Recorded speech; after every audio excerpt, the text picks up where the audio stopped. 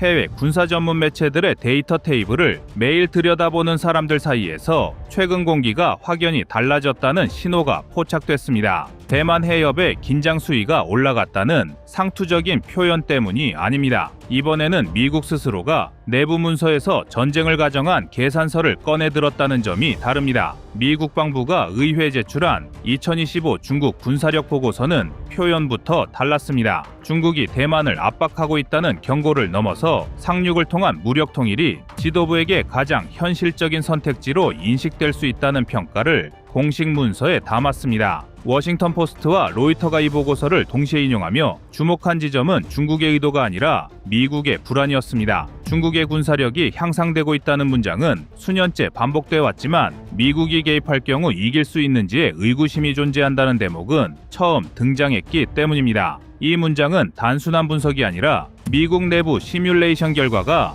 외부로 새어나온 흔적에 가깝습니다. 실제로 미국 국방부와 CSIS가 수년간 실시한 대만 유사시 전쟁 시뮬레이션에서 공통적으로 확인된 결론은 승패보다 비용이었습니다. 미국은 대부분의 시나리오에서 중국의 상륙을 저지하지만 그 과정에서 항공모함 전단 손실과 수만 명 단위의 사상자, 동맹국 기지 파괴가 동시에 발생하는 그림이 반복됐습니다. 이 수치는 베트남전이나 이라크전과는 차원이 다른 규모로 평가됩니다. 미 해군이 보유한 항공모함 한 척의 건조비는 약 13조 원 수준이고 함재기와 운용 인력을 포함하면 전력 손실 비용은 20조 원을 넘깁니다. 더 심각한 문제는 복구 시간입니다. 미국 조선업 생산 능력 기준으로 항모 한 척을 다시 확보하는데 최소 7년 이상이 걸린다는 점이 보고서에 명시돼 있습니다. 중국의 계산도 이 지점에 맞춰져 있습니다. 로이터가 인용한 미 국방부 분석에 따르면 중국은 전쟁 초기 둥펑 21D와 둥펑 26계열 대함 탄도미사일을 수백 발 단위로 투사하는 물량전을 전제로 작전 계획을 설계하고 있습니다.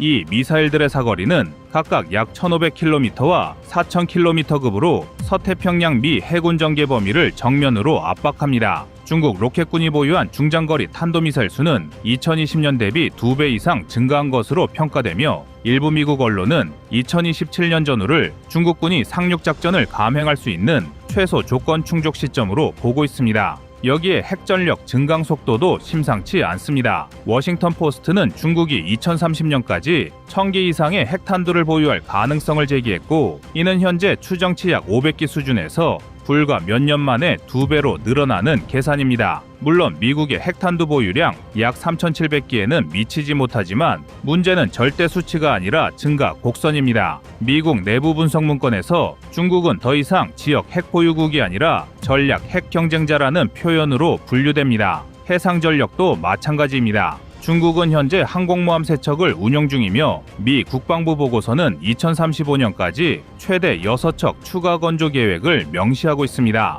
이는 미 해군의 11척 체제를 정면으로 추격하겠다는 선언에 가깝습니다. 해외 해군 전문 매체들은 중국 항모의 질적 완성도보다 중요한 변수로 숫자와 미사일 결합을 지목합니다. 항모 자체가 아니라 항모를 미끼로 삼고 대함 탄도미사일과 연계하는 구조가 미국의 기존 해양 패권 모델을 흔들고 있다는 분석입니다. 그리고 이 긴장의 중심에 대만이 있습니다.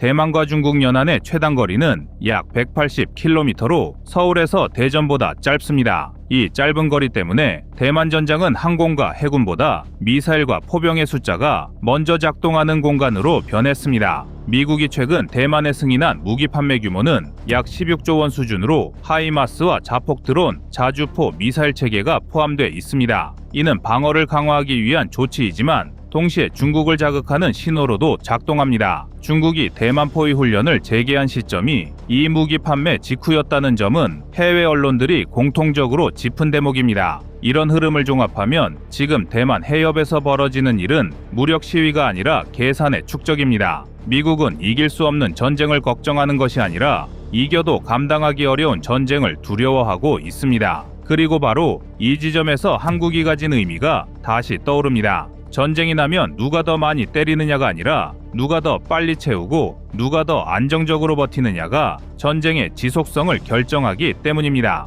글로벌 방산 공급망과 조선 능력, 미사일 생산 속도에서 한국이 반복적으로 호출되는 이유도 이 맥락 위에 놓여 있습니다. 대만 해협의 긴장은 멀리 떨어진 남의 전쟁 이야기가 아니라 숫자와 산업, 생산 능력으로 이어진 현실의 문제로 다가오고 있습니다. 이 불편한 현실이 지금 미국과 중국을 동시에 압박하고 있습니다. 전장의 계산이 본격화되는 지점에서 미국이 가장 신경 쓰는 변수는 중국의 상륙 능력 그 자체가 아니라 상륙 이후를 버텨낼 수 있는 구조입니다. 해외 군사 전문 매체들이 공통으로 지적하는 부분은 중국군이 상륙에 성공하더라도 그 전선을 유지하는 데 필요한 보급과 재해권 확보가 극도로 어렵다는 점입니다. 대만 본섬에 병력 한개 집단군 규모인 약 6만 명을 투입하려면 하루 최소 2만 톤 이상의 보급 물자가 필요하다는 계산이 나오는데, 이는 현재 중국 해군이 보유한 상륙함과 민간 선박을 총동원해도 안정적으로 유지하기 어려운 수치입니다. 로이터가 인용한 미 해군 분석에 따르면 대만 해협은 기상 변수와 수심,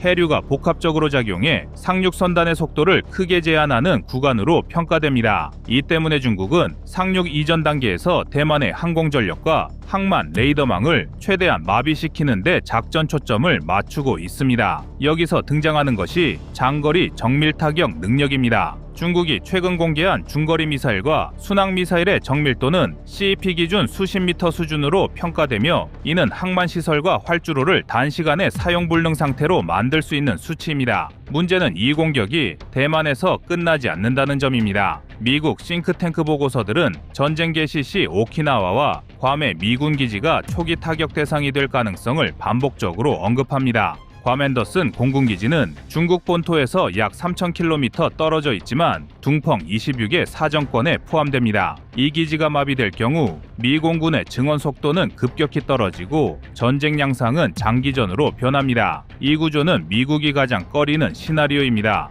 미국이 단기간에 압도적인 화력을 투입해 전쟁을 끝내는 방식이 통하지 않기 때문입니다. 이런 이유로 미국은 대만 방어를 직접 책임지기보다는 대만 스스로 버틸 수 있는 시간을 늘리는데 전략의 무게를 두고 있습니다. 대만이 도입하는 하이마스와 자폭 드론, 지대함 미사일은 모두 상륙 이전 단계에서 중국의 접근 비용을 극대화하는 무기들입니다. 여기에 한국 방산이 가진 강점이 자연스럽게 겹칩니다. 한국은 대규모 전면전을 전제로 한 무기 체계를 실제 운용 환경에서 다듬어온 나라입니다. 단기간에 수백 발 단위로 생산 가능한 탄약 생산 능력, 포병과 미사일의 통합 운용 경험, 그리고 전시에도 멈추지 않는 조선과 중공업 기반은 미국과 동맹국들이 주목하는 요소입니다. 방산업계 관계자들 사이에서 자주 언급되는 이야기가 있습니다. 전쟁은 기술로 시작하지만 산업으로 버틴다는 말입니다. 미국이 대만 전쟁을 막기 위해 무기를 파는 이유는 중국을 압도해서가 아니라 전쟁이 시작되면 회복 불가능한 손실을 피하기 위해서입니다. 그리고 이 계산표의 하단에는 한국이라는 이름이 반복해서 등장합니다. 조용히 생산하고 빠르게 납기하고 전시에 멈추지 않는 구조를 가진 나라가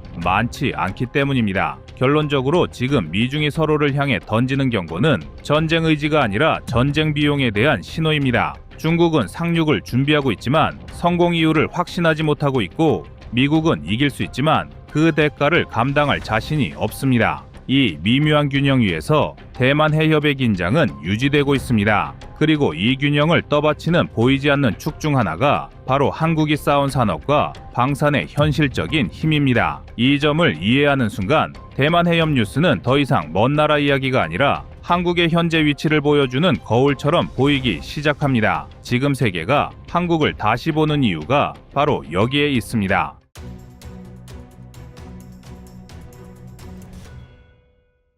다음은 25년 1월 15일 중국 목표 영상입니다. 한미연합군사훈련인 을지자유의 방패 UFS가 오늘부터 오는 29일까지 열흘 동안 진행됩니다. 특히 올해는 지난해 10회 실시한 한미연합 야외 기동훈련이 48회로 크게 늘어났습니다.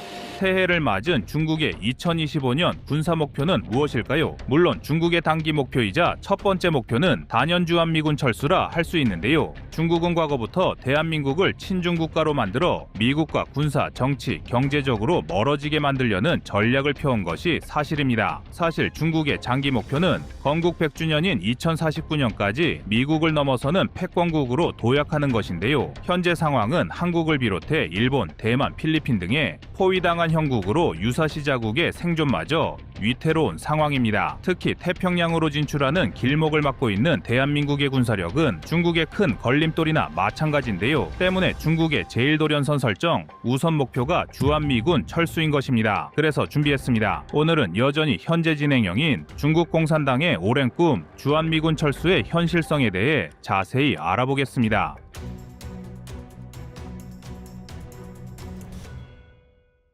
최근 한국계 최초로 미국 연방상원에 진출한 앤디 김 의원은 주한미군 철수는 절대 없을 것이라며 단언하고 나섰습니다. 그는 1월 9일에 열린 아시아 태평양 지역 언론을 상대로 진행한 기자회견에서 만약 트럼프가 주한미군을 철수하려고 시도한다면 매우 강력한 초당적 반대에 부딪힐 것이라 발언했는데요. 이는 주한미군에 대한 미국인의 보편적 인식을 보여준과 동시에 주한미군 철수를 시도하는 중국에 대한 무언의 압박이기도 했습니다. 현재 중국의 군사 목표와 이를 둘러싼 전략적 계산은 동아시아의 군사적, 경제적, 정치적 환경에서 여전히 중요한 화두입니다. 특히 중국은 2025년 그들의 군사 목표에서 미국과의 패권 경쟁에서 이기기 위해서는 한국의 역할, 특히 주한미군 철수가 우선적이라는 점을 노골적으로 표현하고 있습니다. 중국은 건국 100주년인 2049년까지 세계 최강대국으로 자리 잡겠다는 중국몽을 천명하며 이를 위해 단계적 군사 목표를 설정해 왔는데요. 특히 올해 2025년은 중국이 지역 패권국으로서의 입지를 다지는 중요한 시기로 여러 목표를 계획하고 있습니다. 첫 번째는 제1도련선 확보입니다. 중국의 제1도련선 전략은 일본, 대만, 필리핀 등을 잇는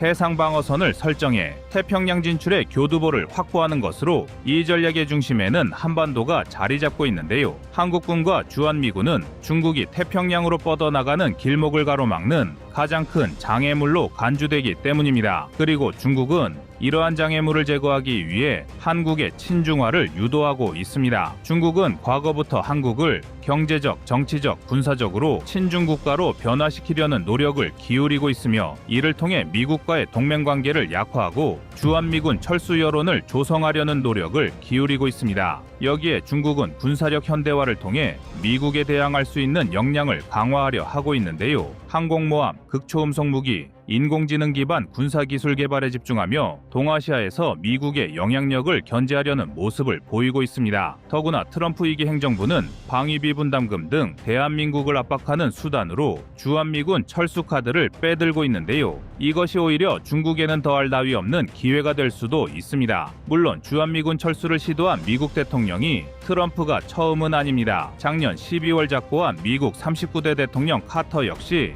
자신의 대선 운동 기간 주한미군 철수 공약을 내세웠으며 실제 부분 철수 계획까지 발표했습니다. 당시 카터 대통령은 1979년 6월 30일 청와대에서 진행된 박정희 당시 대통령과 주한미군 철수 문제와 한국의 인권 상황을 놓고 격한 설전을 주고받았는데요. 카터는 자신의 대선 공약인 주한미군 철수를 어떤 식으로든 이행하겠다는 의지를 보였고 박 대통령은 북한이 군사적 우위를 보이는 상황에서 주한미군의 핵심 전력을 섣불리 빼서는 안 된다고 반박했습니다. 결국 이 조치는 이행하지는 못했지만 당시의 카터 역시 북한이 국민총생산 GNP의 20%가량을 군사비에 쓴다는 점을 들어 대한민국의 방위비 확충을 압박하려는 의도로 주한미군 철수 카드를 쓴 것입니다. 트럼프 역시 왜곡된 수치로 한국을 압박하고 있는데요. 트럼프는 당선 전 타임지와의 인터뷰에서 미국은 위험한 지역에 4만 명의 병력을 배치하고 있다라면서 한국이 방위비 분담금을 지나치게 적게 내고 있다고 주장한 바 있습니다. 그러나 트럼프는 짧은 인터뷰에서도 수십 개의 수치 오류를 낼 만큼 자신에게 유리한 방향으로 수치를 왜곡하고 있으며 특히 트럼프가 언급한 주한미군의 숫자는 사실과 다릅니다. 2016년 말 기준 주한미군의 숫자는 26,878명이었으며 트럼프 행정부가 새로운 방위비 협상에 서명하기 직전인 2018년 12월 말에는 29,389명이었습니다. 또한 트럼프는 자신의 재임 시절 한국이 수십억 달러를 내기로 동의했다라면서 지금 내가 없으므로 그들은 거의 돈을 내지 않을 것이라고 주장했는데요. 이 역시도 왜곡된 주장일 뿐 대한민국은 현재 바이든 정부와의 재협상을 통해 한국은 트럼프 때보다 더 많은 분담금을 내고 있습니다. 그러나 40년 전과 마찬가지로 현재도 중국이 설정한 주한미군 철수라는 목표는 미국 내의 반대 외에도 한국의 군사적, 전략적 위치 때문에 실현 가능성이 낮습니다. 특히 대한민국은 중국의 태평양 진출을 봉쇄해야 하는 중요한 위치를 차지하고 있는데요. 특히 주한미군은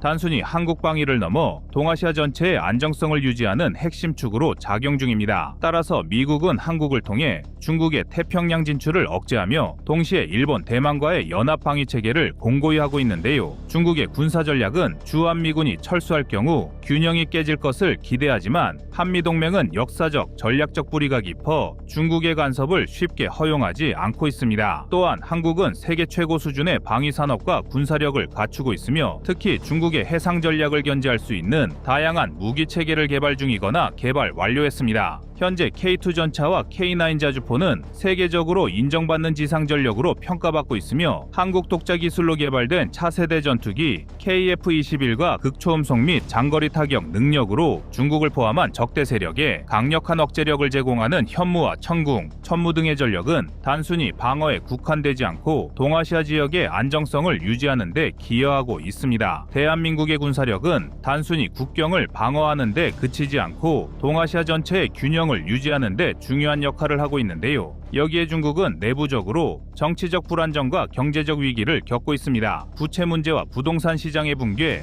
청년 실업 등은 중국의 군사적 야망에 제동을 걸고 있으며 동아시아 국가들의 신뢰를 얻는 데 실패하고 있습니다. 또한 중국의 강압적 외교는 한국, 일본, 대만, 필리핀 등 주변국의 반발을 불러일으키고 있습니다. 그리고 중국의 매운맛에 된 주변국들은 미국 주도의 인도태평양 전략에 동참하고 있는데요. 한국 역시 이들 국가들과의 협력을 강화하고 있습니다. 그리고 작년 말 미 의회에서는 주한미군 규모를 지금 수준으로 유지하는 미국의 국방수권법안이 발효됐습니다. 2025 회계연도 미국 국방수권법안에 따르면 미국은 28,500명의 주한미군 병력을 그대로 유지하는 것을 골자로 하는 미국 국방정책을 다시 승인한 것인데요. 해당 법안은 한국에 대한 확장 억제 공약도 재확인했으며 한미 간 국방협력 증진 방안도 포함된 것으로 알려졌습니다. 여기에 트럼프의 귀환이 오히려 한국에는 기회라는 주장도 힘을 받고 있습니다. 이와 같은 주장의 근거는 양방향으로부터 나오고 있는데요. 하나는 트럼프가 한국에 핵무장을 묵인해줄 수도 있다는 기대 심리이고 또 하나는 그가 한미동맹을 경시하면서 한국의 핵무장을 사실상 용인해줄 수도 있다는 불안 심리입니다. 한국은 물론 해외 언론에서도 한국이 중국 때문에라도 당연히 핵무장을 해야 한다는 주장이 고개를 들고 있습니다. 일례로 영국의 국제 담당 칼럼니스트 사이먼 티스달도 이러한 전망에 힘을 싣고 있습니다. 대한민국의 여론 역시 좌파와 우파를 가리지 않고 핵무장을 지지하고 있습니다. 심지어 대한민국 핵무장에 가장 반대하던 정치적 진보 성향의 사람들까지도 이제 고민할 시기가 왔다라며 입장이 변화되고 있는데요. 트럼프가 한국의 핵무장을 용인하든 한국이 스스로 핵무장을 하든 중국으로선 재앙이나 마찬가지인 결과입니다. 주한미군이라는 혹을 제거하려다 오히려 더 큰 혹을 단격인데요. 여기에 한국 국민은 전통적으로 중국의 영향력 확대에 대해 강한 거부감을 가지고 있습니다. 역사적 갈등과 최근의 경제적 압박은 한국 국민들에게 중국의 야망에 대한 경각심을 심어주었으며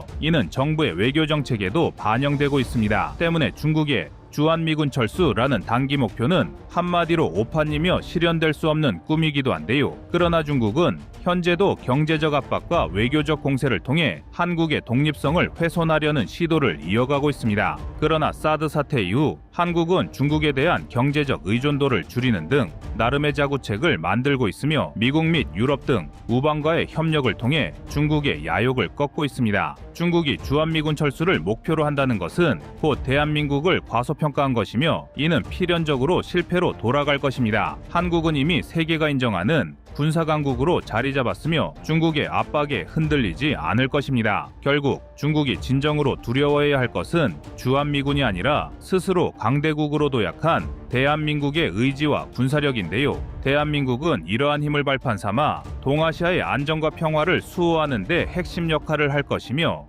중국의 야망을 단호히 저지할 것입니다. 2025년 한 해가 시작되었는데요. 올해도 중국의 전략적 시도는 멈추지 않을 것이며 이에 대한 미국은 이들의 의도를 좌절시키기 위해 최선을 다할 것입니다.